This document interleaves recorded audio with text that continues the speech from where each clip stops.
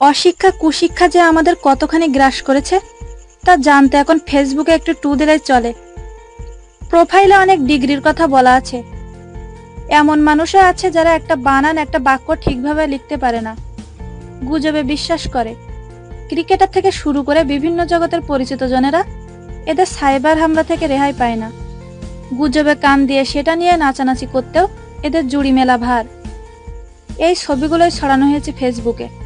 ফেসবুকে সম্প্রতি জাতীয় দলের ব্যাটসম্যান সাব্বির রহমানের 3টি ছবি ছড়ানো হয়েছে। একটি পেজ থেকে ছড়ানো ছবিগুলো বেশ আগে তোলা বলেই মনে হচ্ছে। 2টি ছবিতেই সাব্বিরের সঙ্গে বিভিন্ন দুষ্টুমির ভঙ্গিতে দেখা যাচ্ছে একজন তরুণীকে। আর কোনো কিছুর বাজ বিচার না করেই সেই এক শ্রেণীর ফেসবুক ব্যবহারকারী শুরু করেছে গুজব ছড়ানো। সেই পেজে প্রকাশিত ছবি 3টিতে জাতীয় দলের এই মারকুটে ব্যাটসম্যানের সাথে মেয়েটির সম্পর্কটা কি সে বিষয়ে জানানো হয়নি, এমনকি ছবির উৎস সম্পর্কেও জানানো হয়নি। তবে ছবিগুলোর ক্যাপশনে সাব্বির রহমানকে নিয়ে খুবই বাজে মন্তব্য করা হয়েছে। আর কমেন্টে তো বাংলার বীর ফেসবুকাররা যা করেছেন তা বলার অপেক্ষা রাখে না। ছবিটি ইতিমধ্যে বেশ কয়েকটি পেজে শেয়ার করা হয়েছে। বিষয়টি সাব্বির রহমানের নজরে আনা হলে তিনি গণমাধ্যমকে বলেন, এটা আমার কাজিন, আমি আমার পরিবার বন্ধু বান্ধবদের সাথে ছবি তুলতেই পারি, তারা তো মেয়েও হতে পারে, এটা নিয়ে তো বাড়াবাড়ি করার কিছু নেই।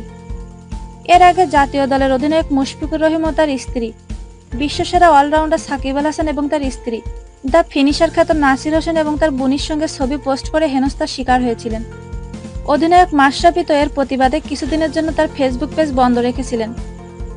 নাসিরের সঙ্গে ঘটে যাওয়া সেই ঘটনাটি প্রসঙ্গক্রমে টেনে এনে সাব্বির বলেন, কিছুদিন আগে নাসিরের বিষয়টা নিয়েও এমন করলো, আর এখন আমাকে নিয়েও বাড়াবাড়ি করছে।